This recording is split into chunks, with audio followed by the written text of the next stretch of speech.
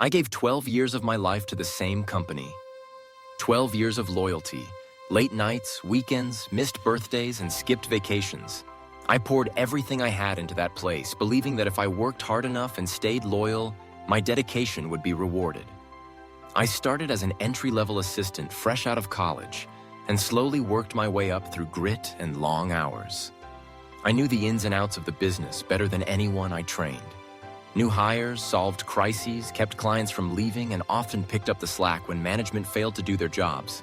My colleagues respected me, and many quietly said I was the backbone of the team. But none of that mattered. The day my boss looked me dead in the eye and told me, "You're easily replaceable." The words hit me like a slap to the face. It was during a meeting when I asked about a well-deserved promotion I had been promised for years. My boss leaned back in his chair, smirked, and said, "Don't think you're special. You're easily replaceable. We can find someone cheaper tomorrow if we wanted." The whole room went silent. Some of my coworkers looked down ashamed for me, while others shook their heads in disbelief. I sat there stunned, my heart pounding. I had given 12 years to this company, and that was how they saw me. Just another cog in their machine. I went home that night with my chest burning with anger and betrayal. I couldn't sleep, replaying those words over and over. You're easily replaceable. But here's what my boss didn't know. Over the years, I had built strong connections with clients and competitors alike. I had earned trust not just within the company, but across the entire industry. People valued me not just for my hard work, but for my character and reliability. My reputation extended far beyond the walls of that office. So when my boss decided to belittle me, I decided it was time to stop wasting my loyalty on people who would never value it. Quietly, I reached out to an old colleague who now worked for our biggest competitor. He listened as I explained my situation and then laughed. Not at me, but at the stupidity of my boss. He said we'd be lucky to have you. And just like that, doors started opening. The competitor offered me a position, higher pay, better benefits, more respect. And most importantly, they made it clear they valued what I brought to the table. I didn't rush. I played it smart. I kept working at my company, acting normal. But every night I was planning my exit. Every detail mattered because I wanted my departure to be felt. Weeks later, the deal was signed. I officially joined the competition, and the moment was sweeter than I imagined. My new boss welcomed me with open arms, shook my hand firmly, and said, "Around here, loyalty is earned and rewarded, not dismissed. You're going to do big things with us." I felt a rush of relief, like chains had finally been broken. The weight of 12 years of underappreciation lifted from my shoulders. When word spread that I had left my old company, the reaction was explosive. Clients started calling me directly. Some said they would rather work with me wherever I went, rather than stay with my former employer. Within weeks, major accounts shifted to my new company, and suddenly my old boss realized his so-called easily replaceable employee had just taken millions of dollars worth of business with him. His arrogance cost him not just me, but the trust of clients who had stuck around only because of my work. The panic was obvious. I heard through the grapevine that emergency meetings were called, that managers were scrambling to keep contracts, and that my boss had started snapping at people in frustration. He had underestimated me, and now he was paying the price.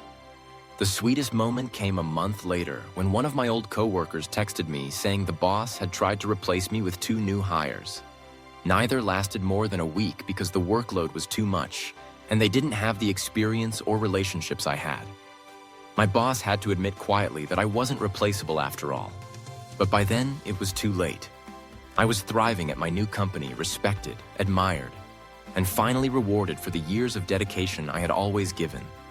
Looking back, I realized the betrayal of those words was a blessing. My boss told me I was replaceable, but what he really did was push me into a better life, a life where I was valued and treated with dignity. The best revenge wasn't yelling or fighting back.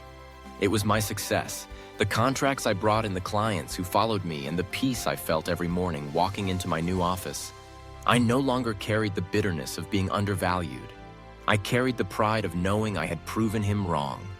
The best revenge was success, and my former boss was left to watch as I built a future without him.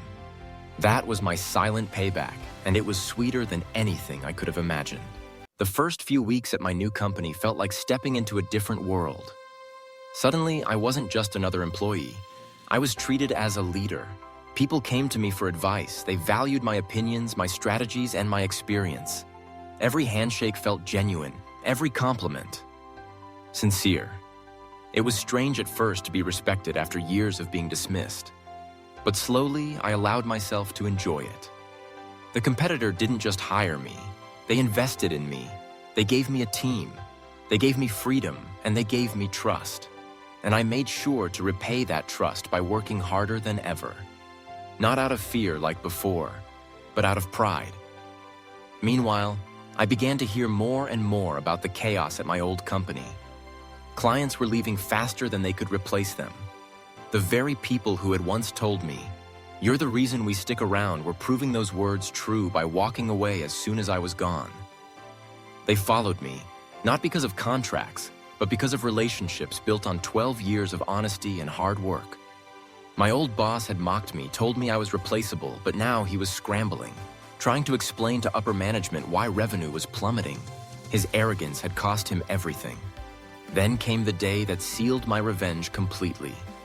My new company invited me to a major industry conference, one where all the big names would be present, including my former boss. I walked into that convention hall wearing the badge of my new employer, and the whispers began almost instantly. Colleagues, clients, competitors, all came over to shake my hand, congratulate me, and tell me how glad they were to see me thriving. And then across the room, I saw him. My old boss. He looked smaller somehow, shoulders slumped, eyes tired, the confidence he once flaunted completely drained. Our eyes met for a split second, and I'll never forget the look he gave me. A mix of regret, fear, and maybe even envy. Later that day, I was asked to give a short talk on client relationships. I stood on stage speaking from the heart about loyalty, trust, and respect. I told the crowd that people aren't replaceable when they bring value beyond numbers. I told them that arrogance destroys companies faster than competition ever could. The applause thundered through the hall, and as I stepped down, I caught sight of my old boss slipping out of the room, unable to face the truth spoken aloud. Months passed, and my new company grew stronger than ever. With the accounts I brought in and the trust I earned, we expanded faster than projected. My boss promoted me into an executive role, a position I had begged for at my old job and had been told I'd never deserve. And every time I signed a new contract, every time a client shook my hand and said, "We came here because of you," I felt another wound from my past heal. My silent payback was complete. Not because I destroyed him, but because I built myself higher than he ever thought I could. Eventually, I heard through friends that my old boss had been demoted. His own higher-ups had lost faith in him after too many lost accounts and too many broken promises. He was replaced by someone younger, hungrier, someone who respected people more than he ever did. The irony made me smile. He told me I was replaceable, but in the end, he was the one replaced. And I didn't have to lift a finger to make it happen. The best part wasn't watching him fall, though. The best part was watching myself rise. I had proven to myself and to everyone else that betrayal can be fuel, and that respect once lost can be found again in better places. My old boss's laughter and arrogance had once haunted me, but now the only sound I carried with me was the applause of new beginnings, the cheers of people who believed in me. That was the sound of my true revenge, the sound of my silent payback.